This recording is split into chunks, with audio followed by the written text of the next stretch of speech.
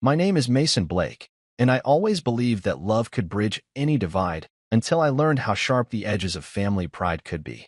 3 days before Thanksgiving, when the calendar still blinked at the promise of gathering and gratitude, Ariel's words came like a cold breeze through an open door. "Don't come," she said, voice low and steady, as though she were delivering news about the weather rather than severing the threads of our shared history. Her parents, Trenton and Sylvia Roth, had drawn a line around their feast, declaring the table reserved for real guests this year. I was to be the outsider, the casualty of a genteel war waged in crystal stemware and silk napkins. The reason they gave Melody's boyfriend was coming home for the first time was as thin as the pretense itself. A man who repaired trucks and wore grease under his fingernails, they said, did not belong amid their silver candelabras. The sting of rejection cut deeper than any harsh word. It was the unspoken suggestion that my hands, calloused and steady, were only fit for work, never for celebration. Ariel tried to cushion the blow with empty apologies and hollow reassurances. "It's not personal," she told me, but her eyes betrayed a conflict I'd never seen before, regret and obligation wrestling behind her gentle gaze. I watched her hesitate, finger hovering over the phone, before she pressed end call and turned away. In that moment, I felt the weight of every expectation I had ever failed to meet. My sin was simple. I fix what breaks. I coax sputtering engines back to life. I measure steel and torque bolts until parts align. That craft had served me well, but it had no currency in the Roth household. I didn't argue, didn't beg. I whispered, "I understand," the words as hollow in my mouth as the empty seat I would occupy in their minds. I left our home that evening in silence, the muffled hum of the engine a fragile companion against the storm of shame and sorrow roiling inside my chest. At first, I wandered without direction, through the glow of shop lights at the auto parts store, among racks of overalls and shelves lined with wrenches. Each tool called to me, a reminder of purpose I had earned too quietly to earn respect. In the hush of my own garage, I touched steering columns and cockpit panels, the metal cool beneath my fingertips. I closed my eyes and breathed in the familiar scent of rubber and oil, letting it steady me. My reflection in the polished hood was a ghost of the man they thought unworthy, a man content to live in the shadow of others' expectations. But the rough edges of my pride had sharpened into resolve. I would not shrink to fit their image, nor would I plead for crumbs from a table I had outgrown. Still, hurt and hope warred within me, each pulse of adrenaline reminding me that I was more than the sum of their judgments. Behind the curtain of their condescension, I had nurtured another reality, one built on quiet diligence and relentless faith in myself. While they sipped vintage wine and tested the limits of their taxidermy-grade silver, I had invested every extra dollar into stocks, index funds, and real estate held under a name they would never suspect. At 33, I owned a custom workshop where Jackson, my brightest apprentice, earned his certification and learned the value of honest labor. I owned 3 rental units that paid to keep the lights on long after the Roth's mansion lay dark and empty. And I maintained a brokerage account quietly swelling towards 7 digits, my secret fortress against the world's condescension. I never flaunted my gains, because acceptance bought with money felt as shallow as rejection rooted in prejudice. I offered help when Melody needed rent. I replaced Trenton's vintage engine under the cover of night. Every act was a silent challenge to their belief that manual labor and financial acumen could not coexist in one body. Thanksgiving morning dawned with the hush of a world paused. No laughter spiked with gravy aromas, no napkins pressed into crisp triangles. I sat on the front porch, cradling a mug of coffee so hot it fogged the glass, and stared at the empty driveway. The scarf I'd bought for Sylvia cashmere, in her favorite hue, lay untouched in a gift bag on the seat beside me, the price tag still dangling like a question. My phone remained silent, my heart strangely full. I slipped into my work boots and headed to Mrs. Hartley's house to repair her stuck garage door. She greeted me like family, offering pumpkin pie that warmed more than my hands, and I realized that belonging did not come from pedigree, but from shared trust. That slice of pie in a quiet driveway tasted truer than any silver-plated dinner ever could. That night, as I drove past the Roth mansion ablaze with chandeliers and chatter, I didn't hesitate. I watched their windows flicker, heard the faint strains of a string quartet, but I didn't stop. No triumph gleamed in my rearview mirror, only peace. They had written me off as a mechanic too low for their feast, but they had yet to taste the magnitude of what I had built. They didn't know the depth of my pockets or the breadth of my ambition. They didn't see the empire founded on elbow grease and strategic investments. And they were about to find out. I woke on Thanksgiving morning to an emptiness that felt more profound than any hollow stomach. The dawn light seeped through my bedroom curtains, pale and indifferent, revealing the neatly folded scarf I bought for Sylvia still tucked in its gift bag on the dresser. In that moment, the silence felt like a verdict. No laughter echoed in the hallways, no waft of roasting turkey or cinnamon-spiced pies drifted under my door. The only sound was the low hum of the refrigerator and the distant caw of a lone crow perched on the roof's edge, as if even nature understood the stillness of a house abandoned to polite exclusion. I dressed in my usual work clothes, jeans threaded with grease stains and a flannel shirt softened by years of wear, then stepped into my boots, feeling the familiar weight of leather and rubber against my feet. I made coffee strong and black, the steam rising like a fragile promise of comfort. I sipped slowly, savoring the bitter warmth, my mind replaying Ariel's words. It's not personal. But I knew better than to believe that lie. People don't carve empty seats just for convenience. They carve them because they don't want you around. My phone stayed silent. No missed calls, no text waiting for reply. The only chirp came from a notification I had set days earlier, a reminder to wish my sister a happy holiday. I swiped it away, the screen returning to black as if in mourning. I left the scarf and the coffee cup on the table, grabbed my keys, and headed out into the crisp November air. The morning was clear, the sky a hard blue that made the bare branches of the trees look like dark veins against a cold heart. I drove through quiet streets, past manicured lawns decorated with cornucopias and pilgrims, until I reached Mrs. Hartley's house. Her garage door had jammed again, the springs loose from years of service. She greeted me at the side gate, bundled in a knitted cardigan that smelled faintly of lavender and vinegar. "Thanksgiving plans?" I asked, setting down my toolbox. She shook her head and smiled, a soft curve that held its own grace. "Just me and my memories," she replied, opening the door for me. Inside, the garage was tidy, every tool in its place, every nail and bolt accounted for order in a world that often felt chaotic. As I worked, tightening springs and lubricating gears, she brought me a plate with a generous slice of pumpkin pie and a cup of apple cider. The spice of cloves and nutmeg danced on my tongue, a reminder that comfort could be found in unexpected places. We talked about her years as a school nurse, about the students who had shaped her life, and about her late husband, whose laughter she still missed every day. In her words, I found warmth that Ariel's family denied me. A genuine welcome that required no pretense or pedigree. I finished the repair and stood back as the door glided open smoothly, sunlight flooding the space. Mrs. Hartley wiped her hands on her apron and placed her plate on the workbench. "You're a blessing," she said, her eyes shining. I shrugged off the praise, feeling the quiet pride that came from doing honest work. "Just doing my job," I said. But I knew it was more than that. It was the affirmation I had craved when the Roths shut me out. That my hands, however rough, had value.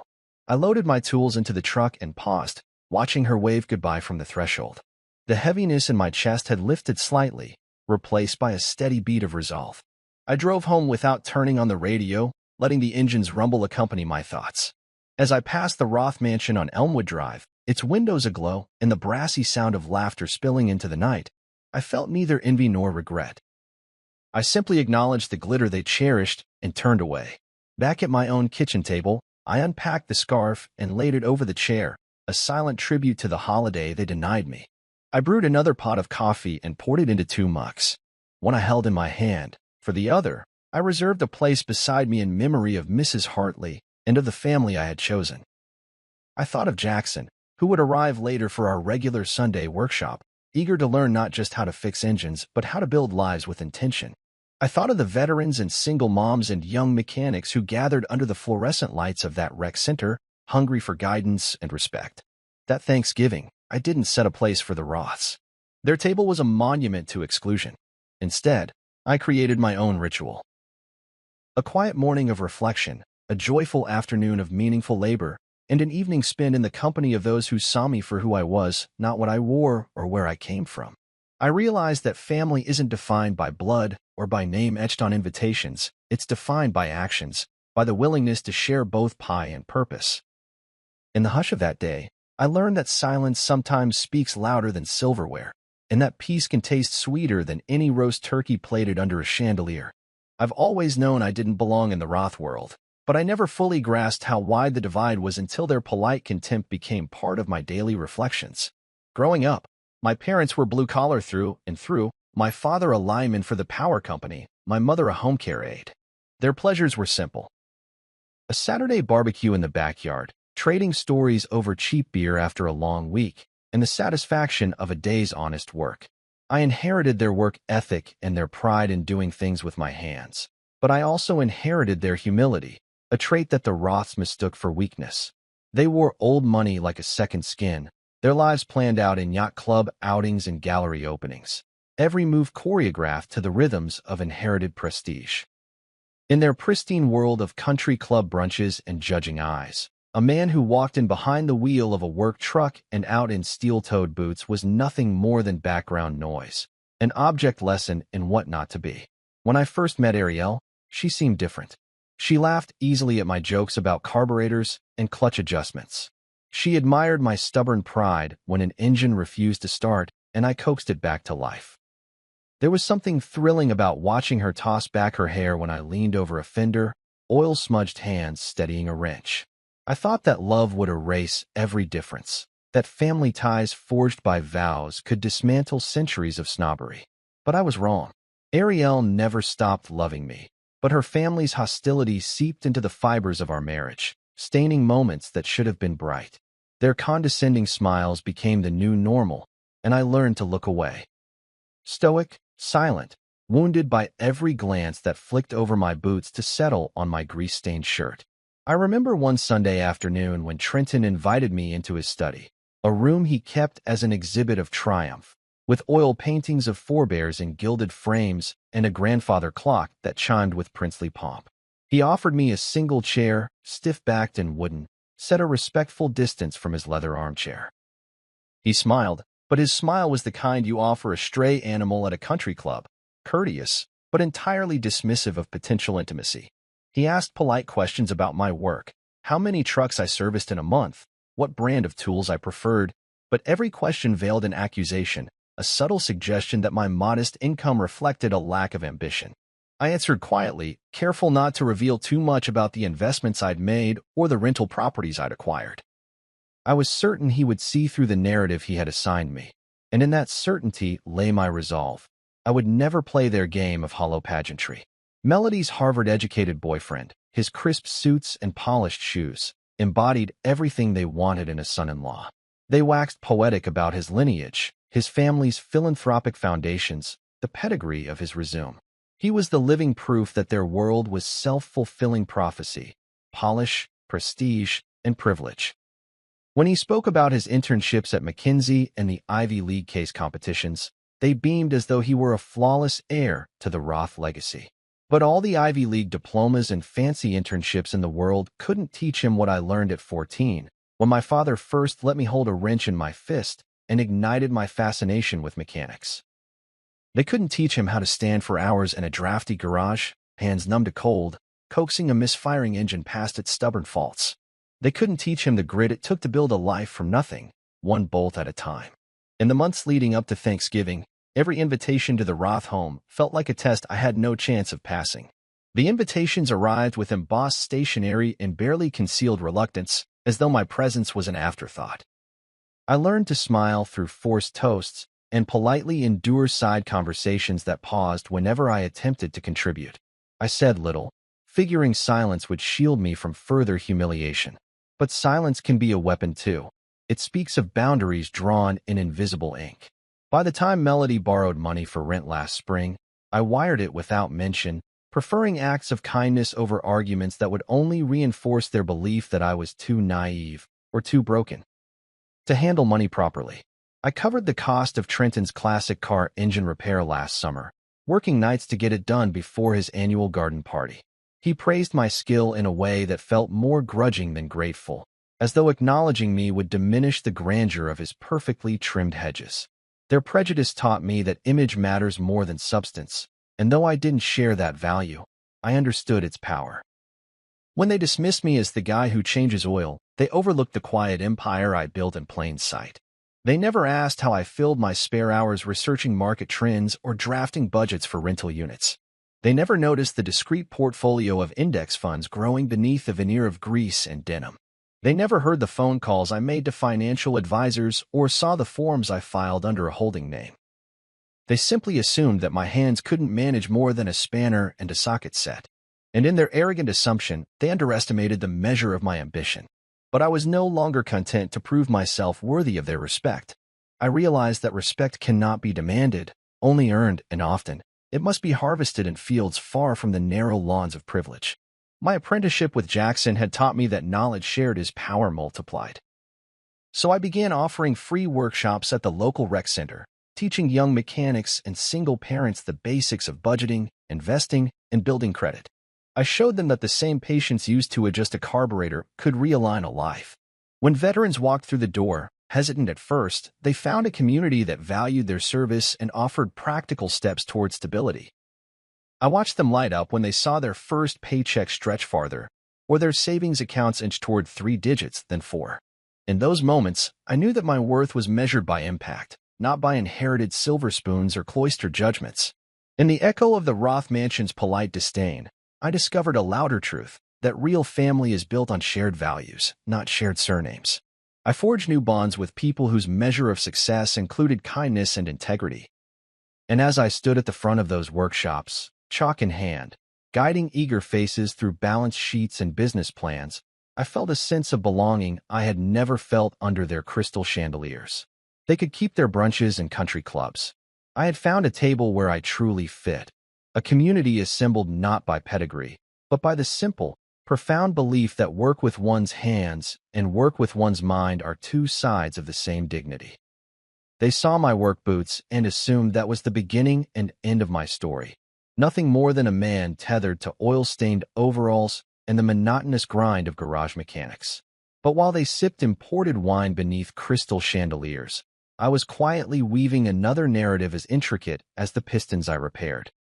They never asked about the stocks I bought in the quiet hours after closing shop, nor about the index funds that hummed with steady growth in a brokerage account held under a name they would never suspect.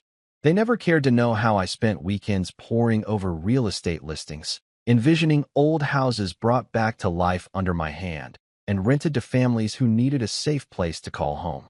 If they knew, they might have hesitated before consigning me to the status of low class. They might have been forced to admit that a man with grease under his nails could also have a mind attuned to opportunity and long-term vision. By the time I turned 33, I owned 3 rental units tucked into neighborhoods that were slowly gentrifying. I had custom-built my repair shop from the ground up, walls of polished concrete, black steel beams, and an office lined with shelves overflowing with manuals and financial ledgers. I'd poured every spare dollar into that foundation, financing the project with loans I negotiated on instinct and nerve. Behind a standard curtain of corrugated steel lay my sanctuary, a gleaming array of power tools, diagnostic machines, and an office where I met with accountants who marveled at the growth of my portfolio. They spoke in terms of percentages and dividends, a language that felt as familiar to me as the hiss of hydraulics or the squeal of a seized brake pad. My accounts quietly swelled, reaching a point where the Roth's assumptions would have crumbled had they ever glanced at my statements. By the time the calendar flipped to November, my net worth quietly breached $2 million, a testament to calculated patience and strategic risk. Yet I never flaunted it. I knew the power of stealth, how achievements can be both shield and sword when wielded with discretion. In their eyes, I remained the guy who fixed aging Ford pickups and tuned diesel engines for half the town's fleet drivers. Their perception suited them. Admitting otherwise would have bruised their carefully polished image of who belonged at their Thanksgiving table. I recall the day Melody called, panic tightening her voice over a crackling phone line. She had discovered overdue rent notices stapled to her door, threatening eviction if she didn't pay within a week. Her voice trembled with embarrassment when she asked if I could help. Without hesitation, I transferred enough funds to cover her rent and utilities for 3 months. No questions asked. No receipts required. I heard her swallow. Gratitude mingled with shame, and I told her not to fret. Family helps family, I said, though their world would label me a stranger. That night, I reviewed my accounts. The rent transfer barely dented the balance. It felt good, Right, to be the silent benefactor. It felt honest, far more honest than dining under the Roth family crest. I carried similar generosity into my dealings with Trenton, who once called me to ask if I could recommend a reliable mechanic for his prized vintage Corvette. I offered to do the work free of charge, an act that should have won me genuine appreciation. Instead, he congratulated me on my skill, then excused himself to entertain a guest, leaving me standing in his grand foyer as though I were a hired hand clocking out at day's end. His behavior stung, but it crystallized my conviction. I would no longer seek validation in that house of judgment. They had mistaken my silence for submission, my humility for weakness. I knew they believed money should be used to buy status, not quietly invested in workshops or rental properties. They never noticed the quiet ticking of my financial clock, each dividend payment a soft chime of independence. In the weeks leading to Thanksgiving, I reviewed my business plans over late-night coffee. I drafted proposals for my first apprentice, Jackson, to purchase his own set of tools. I sketched outlines for free financial literacy workshops at the community center, sessions where participants would learn to read bank statements, plan budgets, and set up investment accounts. I imagined veterans, single parents, and young adults coming through that door, hopeful and wary, leaving with both practical skills and renewed self-belief. That vision nourished me more than any approval from Trenton's circle of gilded socialites ever could. On the day I discovered that Melody's boyfriend was Jackson, the same apprentice I had trusted and mentored, I felt a sense of vindication that needed no violence. Their astonishment was delicious. They realized, in one dizzying moment, that their assumptions had been based on ignorance. Melody's face turned pale when she realized he was not her Ivy League trophy, but a young man whose talent I had nurtured. Trenton stood frozen, mouth agape, as if someone had pressed pause on his forever perfect world. Sylvia clutched her pearls, her eyes darting between us, unsure whether to cry or chastise. In that hush, I understood that my secret was no longer secret. The empire I had built with quiet consistency stood revealed in the surprised gasps of people who believed they knew me. I asked them then, would I have been invited if you'd known the whole story? Ariel's lips quivered, the answer hanging in the air like smoke from a snuffed candle. I didn't have to wait for confirmation. The truth gleamed brighter than any apology they might have offered. I realized I had outgrown their narrow expectations. I no longer needed to prove my worth on their terms because I had already proven it in the currency that mattered most. Authenticity, resilience, and the unwavering faith to invest in both machines and people. In that moment, I chose to walk away from their gracious shock and towards the future I had meticulously crafted, one screw, one stock, and one act of kindness at a time. 5 days after their silent apology masquerading as a covert business proposal, the Roth family descended on me like a storm of entitlement. Ariel leading the charge, her eyes still red from tears not fully shed, Melody at her side with her cheeks aflame, and Trenton and Sylvia towering behind them, expressions etched with indignation and outrage. They arrived in a sleek black Audi, the engine's purr humming beneath the manicured hedge as though mocking my humble driveway. My pulse quickened, but I forced my features to settle into careful calm. They had come unannounced, expecting contrition. I was about to give them something far more unsettling. Truth. Melody stormed past her parents and Ariel, her voice pitched like broken glass as she confronted me on the front porch. Why didn't you tell me you knew Jackson? She demanded, arms crossed so tightly her knuckles whitened. I blinked against her glare, surprised by the intensity of her fury. Knew him. I repeated, tone steady. Her jaw rose and fell. He worked under you. You trained him. You taught him everything. Why didn't you say so? I looked past her, at the Audi parked curbside, at the perfume of baked goods trailing behind them, at the quilt of leaves swirling in autumn wind. I inhaled, settling my shoulders. I didn't realize I needed to announce every person I mentor, I said evenly. Melody's glare flickered to confusion for a fraction of a heartbeat before her cheeks flamed again. Ariel stepped forward, voice trembling between reproach and regret. You never mentioned he was your apprentice. My gaze slid to her.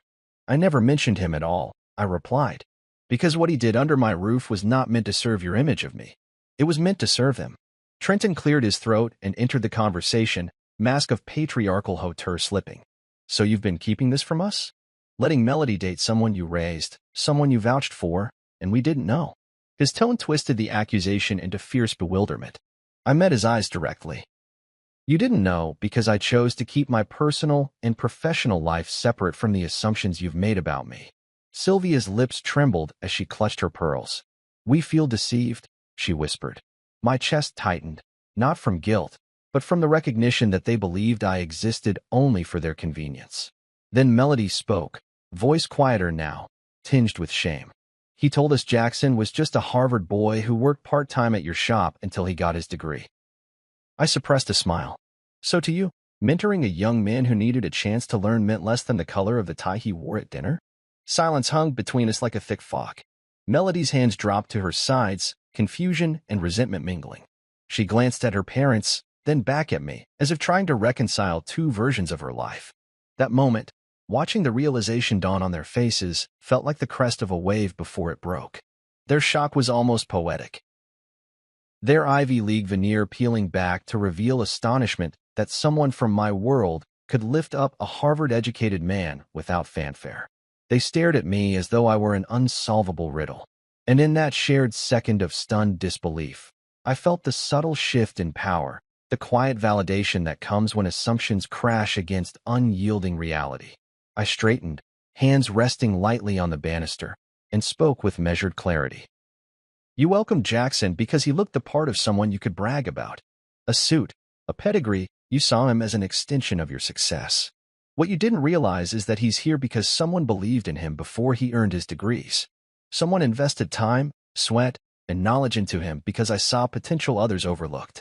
My words echoed in the space between hedges and driveway, leaving a hush that swallowed their indignation. Trenton shifted his weight, looking as though he might storm off, but his pride fought with his curiosity. Sylvia blinked back tears, unable to argue against the kindness that had facilitated her daughter's stability for months. Ariel's lips quivered as she searched my face, perhaps looking for the man she married before wealth and judgment reshaped her world. Melody's shoulders sagged, the fight draining from her posture as she recognized her own complicity in the facade. In that charged quiet, I realized something fundamental. I had no obligation to reveal the nuts and bolts of my life to people who judged me by my attire rather than my character. I had no duty to justify every benevolent act to those who evaluated others as accessories. And I certainly didn't owe an apology to those who only valued me when they believed I carried the keys to their aspirations. I inhaled deeply and let my calm sharpen into resolve. I didn't tell you because my work isn't a trophy for you to display. It's a craft I honor, and my investments in people aren't currency for your parties. Ariel's eyes filled with tears as she took a hesitant step forward. Mason, but the words faltered on her lips. I held up a hand, gently halting her. Save your apologies, I said softly but firmly. I'm not interested in being welcomed only when it suits you. If you respect me, it will be for who I am, not what you think I can provide. Melody let out a shaky breath, glancing between me and her mother, who finally released a sob of recognition. The family's united front had fractured under the weight of honesty. I closed the distance between us and looked at each face in turn. If Jackson's success reflects anything, it's that real value is built from the ground up, with sweat, mentorship, and trust, not with pedigrees or silver spoons. My voice softened as I addressed Melody. I mentored him because he needed a hand. I never meant it as a secret. I meant it as a gift. She swallowed, tears glistening in her eyes. Trenton's jaw clenched, but whether in anger or reluctant respect, I could not tell. The crisp autumn air carried the sound of rustling leaves, a reminder that change was on the wind. Without another word, I turned and walked back into my house, the screen door clicking shut behind me. Silence settled over the driveway as they lingered, each confronting the gulf between who I was and who they had presumed me to be. In the quiet that followed, I felt a surge of clarity. The Roths had finally glimpsed my truth, but their acceptance was not mine to claim. I had shown them my strength. Now it was their turn to rise to theirs, or remain confined by the limits of their own judgments. And I, for one, would no longer wait for them to decide. They said they came to apologize, at least that was how Ariel began, voice soft and uncertain as she stepped onto my porch the morning after our confrontation. Her eyes flickered between regret and calculation, and I recognized the look of someone trying to rewrite history in real time. Trenton and Sylvia stood behind her, adopting expressions molded for remorse, though their stiff shoulders betrayed a different motive. I let them form a semicircle on my weathered wooden steps, and studied their faces, searching for sincerity. Instead, I found a glimmer of opportunity behind their polished exteriors, an offer wrapped in an apology that smelled faintly of ambition. Ariel cleared her throat. Mason, we're sorry for how we treated you. We never meant to hurt you. Her words hung in the crisp air, but I noticed the way Sylvia's gaze flicked to Trenton, as if she were waiting for his cue, and how his eyes danced toward me with a flicker of eagerness. I folded my arms and tilted my head. You said you wanted to apologize, I said quietly. Is that it? Ariel glanced at her parents, then back to me. Well, not exactly. Trenton unfolded himself and stepped forward. He adjusted his cufflinks, a nervous tick, and managed a tight smile. We're here because Jackson approached us last night. He wants to start a business and believes the three of us could work together. His words landed like polished coins dropped into a coin jar, precise, transactional, but cold. How convenient, I said, voice even as the truth echoed in my chest. Ariel's lip trembled. Mason, it's not just about money. It's about partnership. Jackson. She paused, searching my face as though looking for the partner she once knew beneath the weight of their expectations. But her father cut her off. He's got the technical skill, yes, Trenton said, but he needs infrastructure and guidance. You've built success from scratch. That's why we came. I studied their expressions, Sylvia's glossy eyes, trained to glint with warmth, Trenton's tight smile, carved by boardroom negotiations, Ariel's hopeful confusion. None displayed genuine remorse. Instead, they fell in line behind a proposition designed to capitalize on my talents. They wanted profit, not partnership. They were offering me a seat at their table only when it filled their needs. I inhaled deeply, letting the autumn breeze fill my lungs. Let me get this straight, I said, stepping off the porch and closing the gap between us. You excluded me from Thanksgiving because you deemed me unworthy. Then you apologize by asking me to join a business venture that benefits you? Trenton's throat bobbed as he swallowed. We're trying to make amends. I let a slow smile spread, one neither bitter nor warm, but clear as sunlight on still water. An apology doesn't demand compensation. It demands understanding. You want me now because you've run the numbers and realized I'm not just a mechanic. You're drawn to the investor. Ariel's eyes filled with tears, and for a moment, I saw the woman I loved, torn between her loyalty to me and her loyalty to her family's name. But that woman had been buried under the weight of their approval. I wasn't about to exhume her with business talk. Sylvia closed the distance, placing a gloved hand on my arm. Mason, this is sincere. We want to move forward, together. I looked down at her, noticing the way her pearls caught the sunlight. If you truly want to move forward, I said softly, you'd want to start by admitting how wrong you were to shut me out when I was just a man with calloused hands. You'd want to ask me how it felt before you asked me how much I earned. Trenton's face flickered. Was that guilt? Before he masked it with a nod. You're right, he said. We erred. But his eyes betrayed the fact that the only error he saw was in underestimating my worth. Ariel stepped forward, voice brittle but determined. Would you have been welcome if Jackson hadn't spoken up? She asked. The hush that followed felt like a held breath, waiting to see if I would forgive them. I watched her, remembering nights we sat on this very porch dreaming of a future built on love, not ledgers. In that tableau of memories, I found clarity. No, I said, tone resolute. You wouldn't have. You wanted me when I could raise the bottom line, not when I was just Mason the mechanic. Her face crumbled, and tears spilled freely. Mason, she faltered, searching for words that could bridge the chasm they'd dug. I cut her off gently. Don't try to rewrite history now with a business proposal. If you love me, you'll respect me without conditions. Trenton's shoulders sagged, as though the act of offering an armful of contracts had drained him of his authority. Sylvia's hand fell from my arm, leaving a brief emptiness that felt like freedom. Ariel's mother exchanged a look with her father, two people conditioned to see the world through spreadsheets and social standing, before they finally stepped back. The Audi idled in the driveway, its engine a reminder of their orderly lives. They'd arrived with strategy, they left with an abrupt halt to their plans. I turned toward Ariel, reaching for the shard of the woman I knew. Is this about me, or about another deal? She shook her head, tears catching at the corners of her eyes. It's about both, she whispered. I nodded once, a gesture of acceptance and farewell. Then let's not pretend this is about family. I'm not refusing you out of pride. I'm setting a boundary. If your apology requires a profit-sharing agreement, it's not an apology. It's a transaction. Her shoulders hunched, the conflict etched into the lines of her face. I understand, she said finally, voice small. They filed into the Audi, the door clicking shut like the end of a chapter. I watched them drive away, the black sedan fading down my street, their world receding like a ship on the horizon. The wind rustled leaves around my feet, a reminder that change is both constant and cleansing. I closed my eyes and breathed in the scent of gasoline mingling with cedar smoke from a neighbor's chimney. I felt neither victory nor regret, only the hollow calm of a lesson learned. That apology without empathy is empty, and love that waits for profit is conditional. Behind me, the porch light flickered on, illuminating the worn wood beneath my feet. Tomorrow, I would return to my workshop, to the steady hiss of air tools and the rhythmic heartbeat of engines.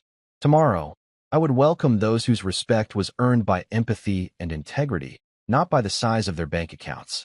And as I stepped inside, I carried with me the quiet triumph of a man who refused to be valued only when the bottom line shone in his favor. In that moment, I realized I had reclaimed not just my peace, but my purpose. When Ariel called the next morning, her voice trembled with the exhaustion of someone who had carried regret like a stone in her pocket. "Mason," she began, "can we talk?" I leaned against the frame of my workshop door, the scent of motor oil still clinging to my clothes, and felt the familiar tug of old loyalties. But I also felt the new steel in my spine, the boundary I'd drawn clear with yesterday's words. I opened my mouth, ready to speak, but caught myself. I had no desire to revisit the ghosts of our conflict without purpose. "All right," I said evenly. "Where are you?" She named a coffee shop halfway between our houses, the kind of place that celebrated latte art with swirls of cinnamon dust and offered couches too plush to be practical. I arrived 15 minutes later, parking my truck with its dusty tires still carrying the faint aroma of asphalt and grease. Inside, the cafe's warmth hit me like a tide, along with the hum of conversation and the hiss of espresso machines. Ariel sat in a corner booth, fingers curled around a mug of decaf, her eyes red-rimmed but determined. I pulled out the chair across from her, careful not to brush against her too forcefully. She exhaled, as though she'd been holding her breath since the black Audi drove off my driveway. "Mason, I want to reset this," she said, voice small but resolute. "This isn't about money. It's about partnership, about us." I looked at her, really looked, and saw the woman I'd fallen in love with, quick smile, eyes that lit up at the sound of my laugh, fierce loyalty coiled beneath her gentle exterior. But that woman had been buried under years of concession, compromises made to fit into her family's pristine mold. "Partnership," I echoed. "Is that what you think this is?" Her shoulders slumped as she nodded. "Yes. You said you wanted boundaries. I respect that. I want to understand." She reached for my hand across the table, fingers brushing mine. Her touch was warm, familiar, but I held back, arms folded across my chest. "Tell me why you only offered apologies after Jackson's conversation," I asked. "Would I have been welcome if I was still just fixing trucks and living paycheck to paycheck?" My words felt heavy, each one a reminder of the line I refused to cross again. Ariel's eyes filled with tears she fought to contain. "No," she whispered, voice thick. "I'm sorry. They told me it was personal, that you'd feel hurt. But I never stood up for you. I let them decide where you fit in our lives. I thought I was protecting you, protecting us from conflict. I was wrong." She offered me a sad smile that cracked the tension in the air. "I was wrong," she repeated.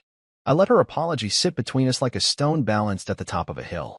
I thought of the countless times I had silenced my own voice to avoid rocking the boat, dodging the Roth's weekend polo matches, framing my ambitions in acceptable terms, never pushing back when they relegated me to the background.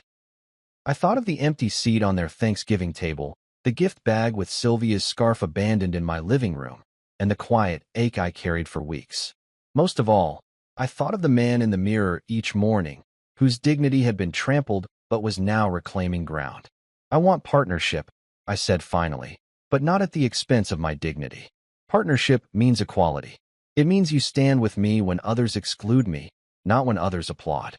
It means you see me, every part of me, before you invite me in." Her gaze softened as she absorbed the truth of my words. "I never realized," she said. "I was so used to them giving me the rules that I forgot to ask you what you needed."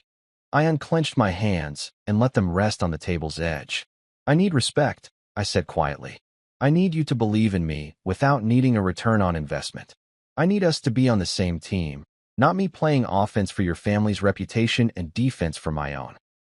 She drew a shaky breath. "Then let's start over," she said, a flurry of hope flickering in her eyes. "No conditions, no judgments. Just us, figuring it out together." Her words felt like sunlight breaking through storm clouds, but I knew trust doesn't rebuild itself on promises alone. It rebuilds on actions, on the long months of shared laughter and tears, of sacrifices acknowledged without resentment, of victories celebrated without count. I nodded slowly. "All right," I said. "We'll start there. But know this. If you ever shrink yourself to fit someone else's mold, if you ever let their definitions stand between us, I'll walk away again. Because I'm not here to be someone else's project." She reached across and took both my hands in hers. Her grip was firm, an unspoken vow that she understood the stakes. "I won't," she promised. "I see you now, Mason Blake, and I love every part of you." We sat in that cafe for another hour, talking about everything and nothing. Our dreams for the future, our memories of simpler times, the small joys we'd overlooked in pursuit of acceptance. The world outside bustled on, but inside that booth, time slowed. When we finally stood to leave, we walked out side by side, shoulders brushing, the past weight lifting with each step. Later that evening, back at my workshop, I tested a rebuilt transmission with Ariel's help, her laughter echoing against steel walls. We celebrated with leftover pumpkin pie from Mrs. Hartley, crumbs on our shirts, hands still bearing traces of grease. And as I looked at her, I realized that boundaries don't build walls, they create the space where true partnership can grow. For the first time in months, I didn't feel torn between worlds. I felt whole. 2 days after Ariel and I reached our fragile understanding, I heard a knock on my front door while I was organizing tools in the workshop. I wiped my hands on a rag and opened it to find Trenton and Sylvia standing together on my stoop. Their expressions were softer than before, no armor of entitlement, but worry and hope tangled in their eyes. They came unannounced, a gesture that spoke volumes. They were relinquishing control of the narrative. I stepped aside and motioned for them to enter. Inside, the workshop felt alive with possibility. Sunlight filtered through high windows, illuminating motes of dust that danced like tiny sparks. Car parts lay neatly on the workbench, and the faint scent of oil mingled with the promise of new beginnings. Trenton shifted uncomfortably, clearing his throat before speaking. "Mason, may we talk?" His voice lacked its usual hauteur. Sylvia nodded, hands clasped in front of her. I nodded and invited them to sit on a pair of stools pulled up to the bench. Trenton took a deep breath. "We owe you an apology," he began, using words heavy with regret. "But more than that, we want to understand you." His gaze flicked from the worn boots I still wore to the ledger on my desk, where I tracked both repairs and investments. "We saw you only as a mechanic," he admitted. "We never asked about your other pursuits, your investments, your rental properties, or the workshops you run." I studied him quietly, recalling every polite question he had posed in his study, each one veiled in condescension. I remembered how Sylvia had smiled so brightly at the polished veneer of her world that she never noticed the life I'd built behind the scenes. But I also saw genuine humility in their posture now, an openness they had never shown before. I set aside the wrench I'd been holding and leaned forward, elbows resting on my knees. "You never asked," I said evenly. "You made assumptions based on how I looked, how I spoke, and where I worked. But I'm more than that." Sylvia's eyes filled with tears she swallowed quickly. "We judged you," she said in a small voice. "And in doing so, we excluded you from Thanksgiving. Then we hid behind apologies and business deals because we thought that's how we could make things right." She glanced at Trenton, who nodded. "We were wrong." I let their words settle in the workshop's hush. The hiss of sunlight through dusty air, the scent of rubber and steel. Then I spoke, carefully choosing each word. "Respect isn't granted by invitation cards," I said. "It's earned through understanding and empathy. You only saw me when I was useful to your plans." I paused, thinking of the black Audi idling in my memory, and of Melody's shame when she realized Jackson was not just some Harvard trophy. "I'm not your project," I continued. "I'm not someone you fix or display. I'm a man whose worth is measured by integrity, by the lives he touches, not by the price of his tools or the names on invitation lists." Trenton's shoulders sagged, his professional composure slipping to reveal raw vulnerability. "We treated you like a charity case," he admitted, "as though you needed our acceptance more than we needed your character. His voice broke at the admission, and I saw the weight of their privilege unraveling in real time. Sylvia reached out, placing a hand on his arm. "We never understood that you didn't need us," she said. "We needed you." The room hummed with a new energy, one born of honesty. I looked at them both, feeling the invitation to mutual growth shimmering in the dust motes. "Here's what I need," I said, voice steady. "I need you to see me as I see myself. Someone who works with his hands and his mind. Someone who mentors others because he values their potential. Someone who builds community rather than cliques." I paused, then added, "I need you to value me even when I don't fit your image." They nodded, expressions solemn and earnest. Sylvia's tearful smile was tinged with humility as she said, "We will try." Trenton took a breath, as though steadying himself for a leap of faith. "Tell us how," he said. "Teach us the first step." I rose from the stool and moved to the workbench, lifting a small toolbox and handing it to Trenton. "Let's start here," I said. "These are basic hand tools: wrenches, sockets, ratchets. Use them to tighten that bolt on the engine block." His fingers trembled as he accepted the tools, glancing at Sylvia before turning his attention to my old truck parked just outside the workshop door. "You trust me to guide you?" I asked. His nod was firm. For the next hour, I walked them through the simple yet profound mechanics of tightening an engine's mounting bolts, how each turn mattered, how torque could make or break a seal, how patience and precision were as valuable in life as in the workshop. Sylvia stood beside Trenton, both leaning in, absorbing every gesture, every whispered explanation. They asked questions, not to test me, but to learn. Their curiosity was genuine, their respect palpable.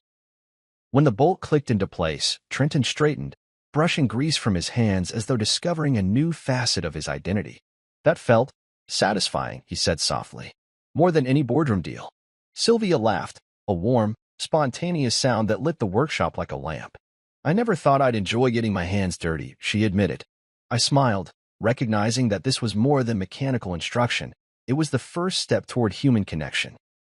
"Understanding starts with doing," I said, "and respect grows from shared experience."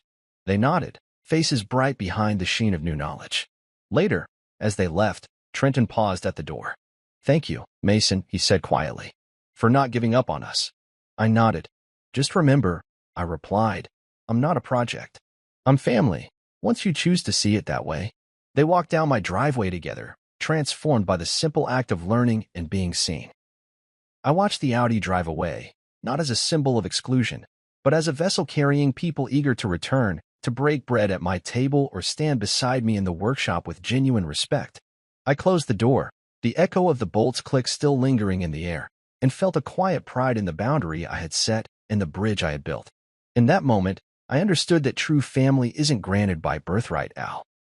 It is forged in the willingness to learn, to empathize, and to stand shoulder to shoulder, grease and all.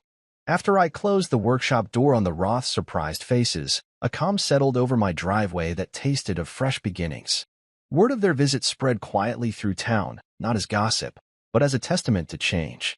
Within days, I began receiving calls and messages from people I barely knew.